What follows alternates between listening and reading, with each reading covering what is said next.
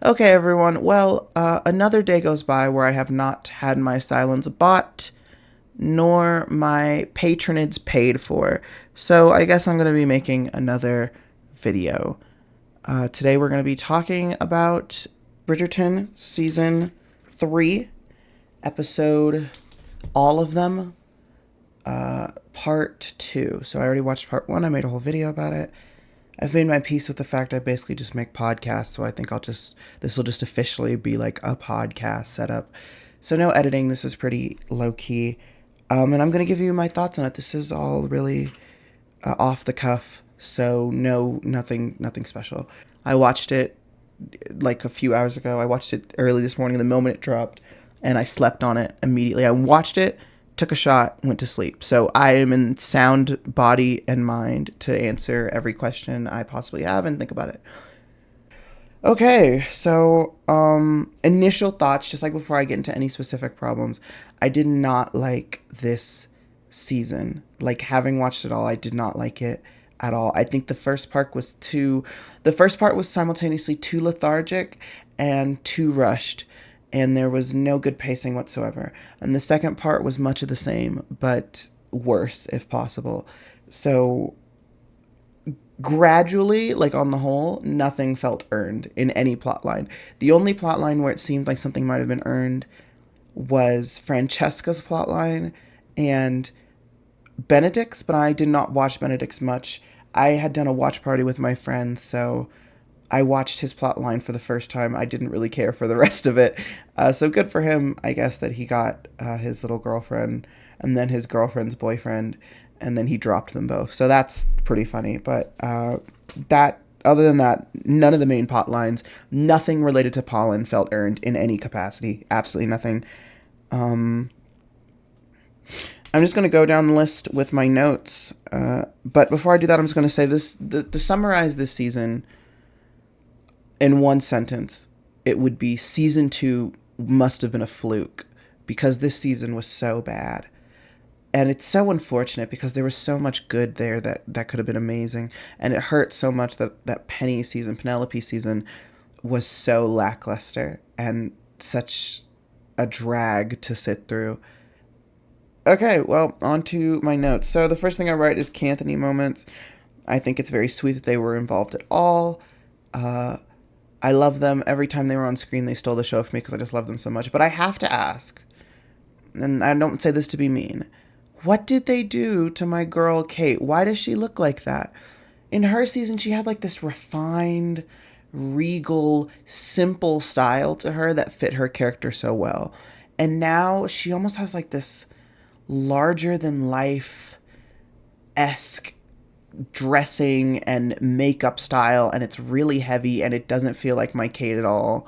And it's really distracting. Like she has these curls in her hair and like these big ponytails, and every dress has multiple layers and big folds, and I'm like, what, where's my Kate? That is not my Kate. What did Anthony do to her? Like, why did you turn her into your Victorian white wife? Oh, my poor baby. Okay, so that broke my heart. I missed her. I don't like what they did with her styling and her makeup this season. She still looks gorgeous because her actor is absolutely urethral, but that doesn't change the fact I don't like what they did. So, in the first, this is just like first episode thoughts. I'm just reading off my notes. So the brother interrogation way too quickly, and honestly didn't even feel like an interrogation. This is going to come up a lot with a lot of my notes. I don't understand why more people weren't treating the fact that Colin and Penelope were arguably friends a week ago and now they're engaged to be wed. You know, like that is incredibly fast. It's incredibly fast paced. And I thought this was going to be like, okay, finally, someone's going to be like, hey, Colin, is everything okay? Why the fuck are you marrying this girl you didn't even care about like 2 days ago? But instead, they're just like, oh, here, hurrah, like, hooray, you did it. Good job, brother. Congrats on being married. And they made it like a gag with the whole like dueling thing. And I think that was a waste of screen time. We totally could have gotten something actually interesting from that and some conflict of making Colin have to like reevaluate why he even wants to be with Penelope.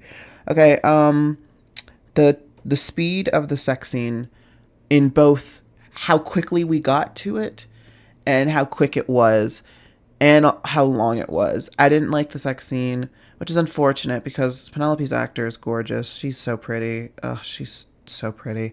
Um, it felt very unsexy, and I say that because there was no sexual tension there to make it sexy. Uh, Something that can be attributed to a lot of writing, whether it be like fight scenes or romance scenes or sex scenes or just scenes in general where there's a high climax.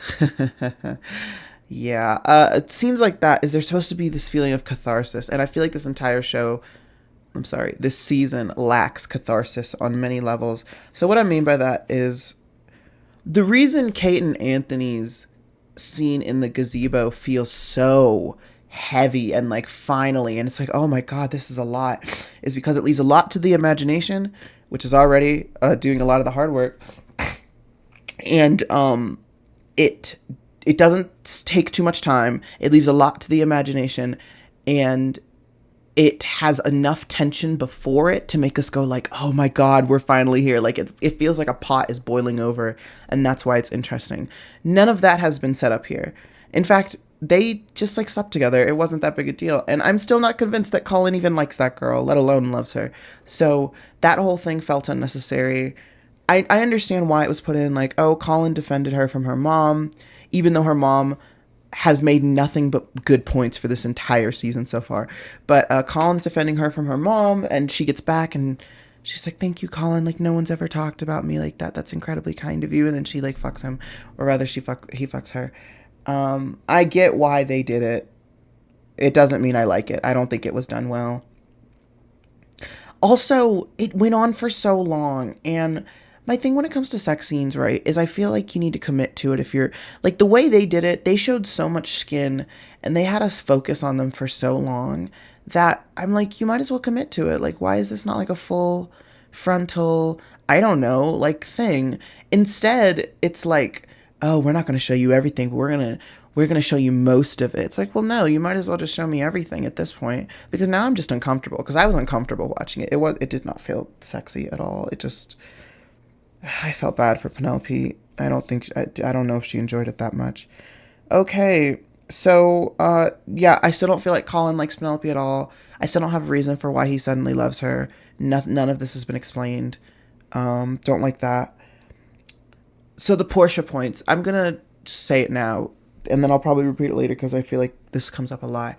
Portia makes so much sense, and I don't like that this show can't figure out, like, they have the same problem with Cressida in this latter half of the season that they have with the sisters and the mom. They are either unwilling to make people villains, or they're unwilling to put nuance in their situations in the way that it requires. So I think there's a very interesting and compelling story about Penelope stuck in this abusive home with her, evil mother and her evil sisters who are cruel to her and horrible to her, but they are not doing that out of a place of hatred of her. They're doing that out of a place of negligence and wanting the best for her, and they're like completely missing the mark. Well, maybe not the sisters, but the mom. I look at Portia's scenes and I look at how Portia interacts with her daughter throughout this show, and I do not get the impression that she hates her daughter at all. In fact, I don't get the impression that she hates any of her daughters. I don't think Portia's a good mother by any standing. I don't even think she's a particularly loving mother, but I think she loves her daughters, and she's trying to provide for them in the only way she knows how. And that way is ensuring that they are set up for life. Because I saw someone on Tumblr put it really eloquently, and I don't remember what post it was, and I can't go find it right now. But someone said something to the effect of, Violet Bridgerton lives in a romance novel, and Portia Featherington lives in Regency era England, and that's like the difference between them. Like, she's like, okay, this is very much a business, this is your livelihood, and Violet isn't, and that's kind of like the difference, and that's why Violet comes off as a good mom, even though I don't think she is either. I think Violet's a bad mom as well. But digressing, Portia makes incredibly good points. You fell for the neighbor boy, and he suddenly has this fancy for you, and what? Now you're gonna get married? You had a good match. You had a good, stable match, and you don't know if this Bridgerton boy is gonna even want you when the week is out. And she was right. She's completely right. And I thought that was going to be like a bigger thing. Like, oh, thank God, someone. Of course, the villain has to speak the sense, right? And I thought that was so poignant. I'm like, okay, here we go. Like, this is going to be the conflict of the season. But it isn't. And then, like, Colin comes in and he does his big, how dare you talk to my soon-to-be wife like that? And you care too much about standing. Of course she cares about standing. That's her job. The only way to survive in this town is to have good standing. And of course a Bridgerton of all people with the best standing. So much so that your sister, what is functionally, at least to the town, whoring herself around the common folks is not a problem to you. Because you guys can afford to, like, fall multiple levels off the ladder and still be fine because you're so high up. So that annoyed me. That Portia was making real points and the narrative refused to, like, level with her and give her any attention. Another thing, no one around Penelope knows anything about her. There's so many scenes where people around her are like surprised by the things she does. At first it was Eloise, and that was an admission of guilt, and I was willing to accept that because it's like, oh yeah, she was a bad friend. She knows nothing about her, sure. And then it was her family, and it's like, okay, well, yeah, her family sucks. They don't know anything about her either. That makes sense. And then it was Colin.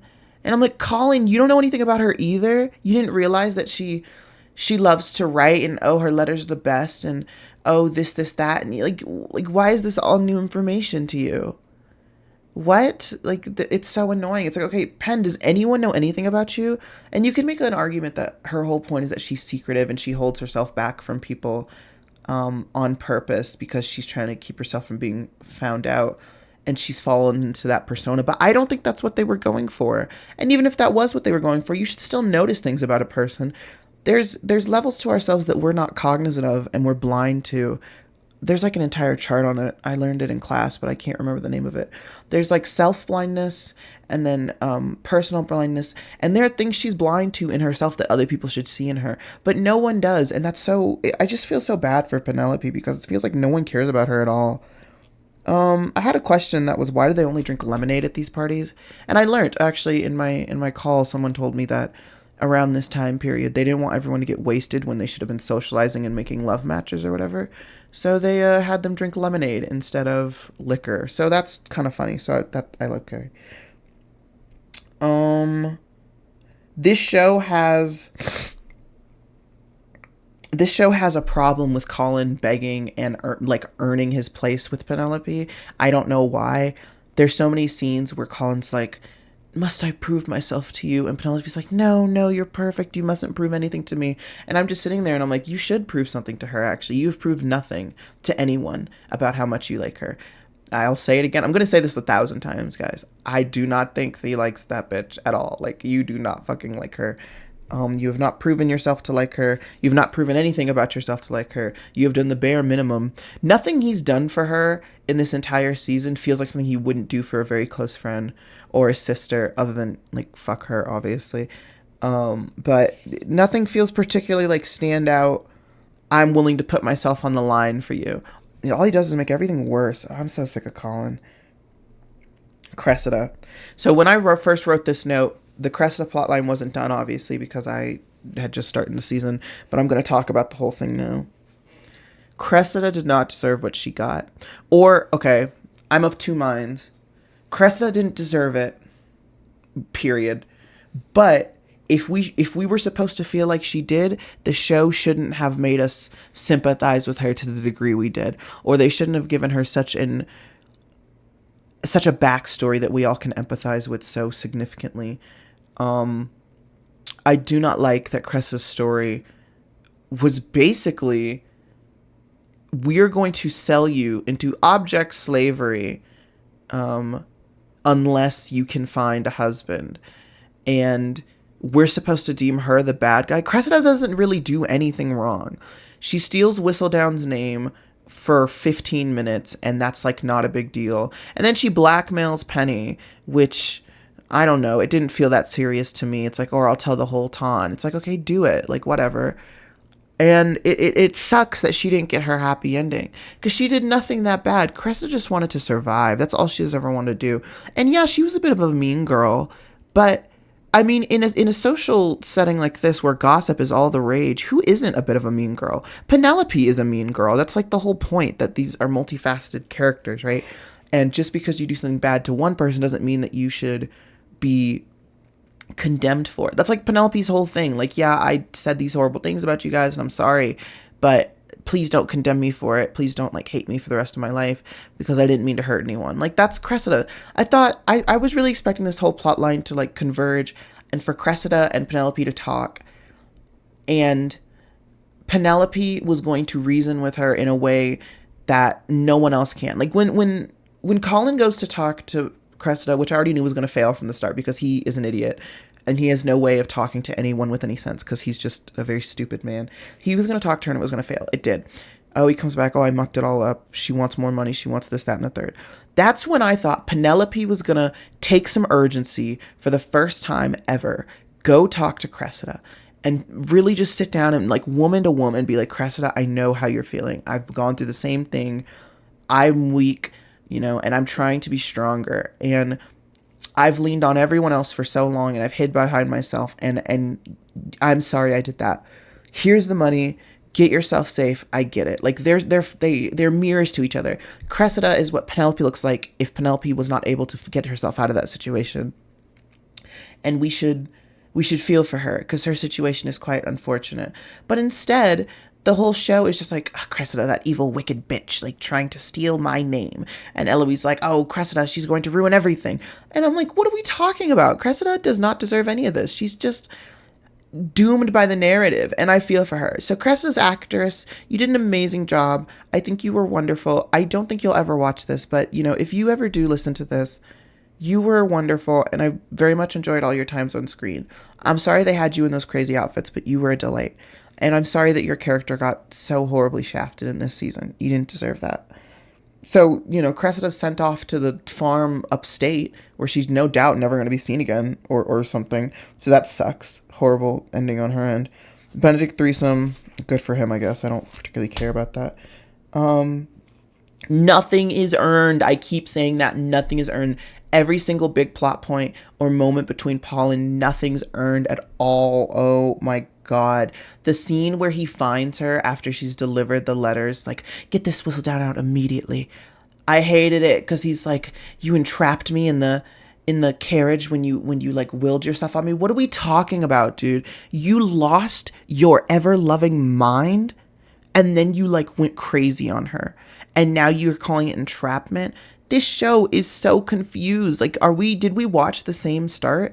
That's not at all what happened. She didn't even really seduce you. You just like lost your mind out of nowhere. Oh my God, Colin's such an ass. Eloise, why do people like her? Yeah, I don't get it. I don't understand what's likable about Eloise at all. I know she's like funny. I suppose, I guess like in theory, there's multiple characters who are like, oh, Eloise, your pointed tongue is so funny. Sure, I'm willing to accept that people don't know her and only spend a limited amount of time with her. I think that she's like entertaining. I can accept that. There's plenty of people like that. But the idea that you think that Eloise is someone you'd want to like continuously hang around is so odd to me. On a good day, she is dismissive of the people around her, and on a bad day, she is actively undermining and insulting your livelihood in every facet. I don't think there's a single person she's interacted with outside of her family, and even they aren't safe from this, who she has not like ridiculed and talked down to as if she has like this boot to stand on, and not even a leg, but a boot. Like, she's not even like a full leg higher. She's just like a single shoe, the half inch she has above you. Why is Colin so mad? Like, when Colin, the reason Eloise and Colin are right here in my notes is this, I was writing this during their fight, when Colin's like, did you know that she was Whistledown? And, they have that back and forth, and it's just like, oh my God, this is so stupid. Kind of jumping around episodes, but I'm just trying to get to the main strokes. I don't understand why he's so mad about it. It doesn't feel earned at all. I don't understand why any of the Bridgertons would be so mad. Because Whistledown really didn't even go after her family that much. She doesn't really talk about the Bridgertons like that because she's obviously covering her own ass. She talked about Colin once. She talked about Eloise once. And then like Daphne, and then that's it. She doesn't really talk about them that much. So fucking stupid. This is such a small thing, but I really hated Pen's wedding dress. I think it looked so bad. I really wanted her to have like this beautiful ball gown or something really pretty. It looks so modern and it's like off pink. I don't like it. I wanted her to be like the blushing white bride. Speaking of blushing, oh my god, her blush was insane. It looked like she had just gotten punched. Her cheeks were so red. I was like worried. Like, why is it so blotchy? Ugh, no, just bad. Um, I wrote in my notes, this is a season without catharsis. Everything feels like an exhale, but you're not allowed an inhale. So it's like, we finally got the thing. And then you're never allowed to like let a breath back in. And that's like not a good thing. Or no, I actually said that wrong. It's a season without catharsis. You want to exhale, but you can only inhale. So you're just letting more and more air in, but you're never getting to let go, which is, you know what, both suck. So okay, another point, and I put this in all caps.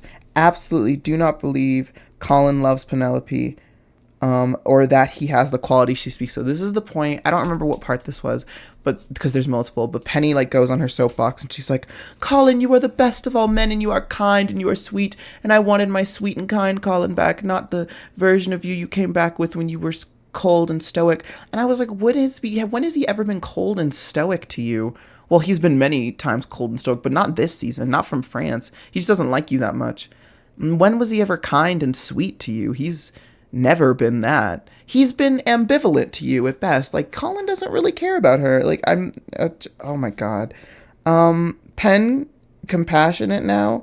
I don't understand at all why she, okay, the sister thing. So I talked about the moms. I talked about the sister. The sisters, I don't really understand where that came from. Like,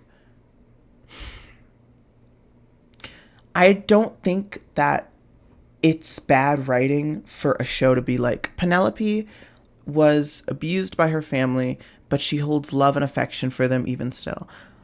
I don't think those are mutually exclusive concepts. I know when you have turbulent relationships with people, especially people in your family, it's very easy to find yourself flipping back and forth between how you feel on them. And there, you know, it depends on the day and how you're feeling, and there's good and bad moments. That doesn't necessarily negate the abuse or make it just right. But the speed in which she suddenly just is like, oh yeah, I'll fund my sister's party, especially after the Cressida thing where it's like Cressida just wants some money, and she put all this into a random nowhere party subplot, felt so stupid. Where is this coming from? Your sisters, I can understand the mom thing. The mom, you know, she has never been kind to you, but she has, at least as far as we understand it, done her best to ready you for a match to some degree. And we can see that she's trying with her limited tools. Your sisters have never been good to you. They've never once been good to you. So I'm not understanding where this want to help them or make their lives easier, not even to just make them a nice party, is coming from. Why did you feel a need to pay for this? For the big family moment of, oh, well, you know, I do care about you guys actually, so I guess I'll pay for your party. Like, what? Why did we do that? And then she paid for it out of pocket? Why? The family has not earned this. We've not gotten a moment of her having a big blow up at her sisters, or even really at her mother, where she's like, you have treated me horribly for my entire life, and all I wanted were sisters and a mother who loved me, and I cannot find that here. And, you know, and then that's so upsetting, because she definitely deserves that. Penny deserves so many moments of just like screaming at people, and no one allowed her that, and it's so upsetting. Colin is the least present Bridgerton. I don't understand. He's like so lost in every scene he's in. He looks so lost.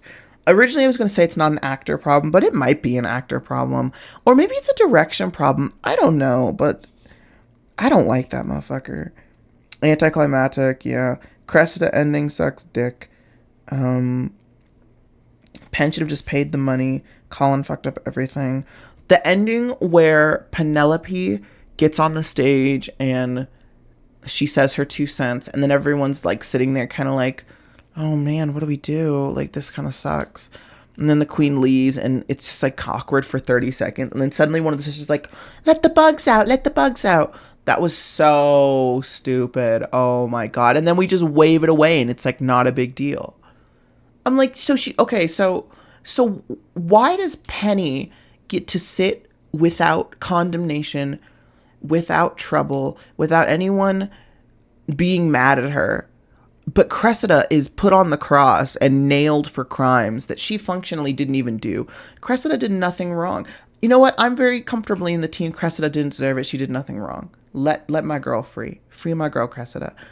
Penn, I'm not saying you deserve to get in trouble. I would never say that. I love you. But it's not fair that you're like this messiah and Cressida's the martyr. Well, she's not even a martyr. No one likes her. She's just like the one who died. That's it. So that's kind of the end of my notes. The rest are kind of just repeating the same concept over. So let's see. So it was just so bad. This show, Penelope season, is so not only underwhelming, not only is it unclimactic, or anticlimactic, I should say, not only does it lack catharsis as a viewer, not only is it unromantic, not only does it leave me wanting for actual proof of concept, but it is so disappointing that a couple that could have been so great has so little to show for it. And I think they did a major disservice to this couple. And for anyone who watched the season and adored it, I'm happy for you. And I'm jealous of you. I wish I adored this. But I ask you to ask yourself, other than the fan fiction you may read or the stuff that comes up in your mind, what has this show shown you to convince you that they are in love? Because I would love to see what you have seen, because I did not see it.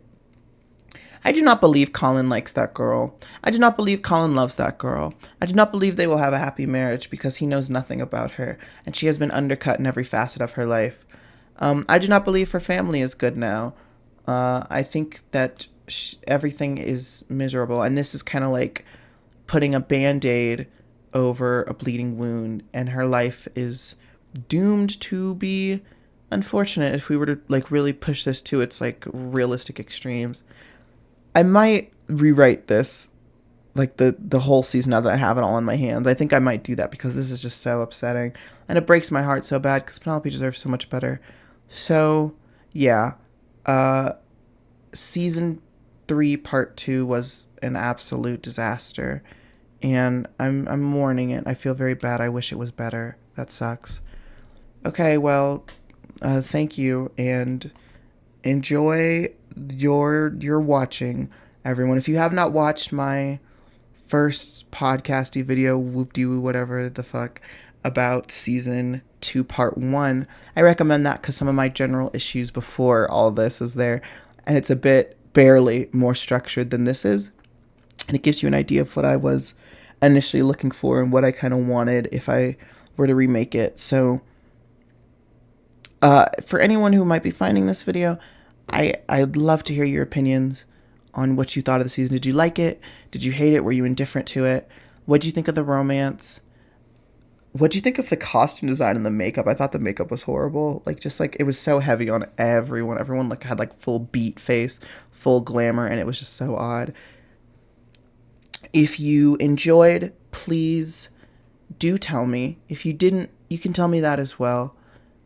But either way, you should pay me for it, and that would be great. So, as usual, feel free to buy my silence, or don't. That's fine.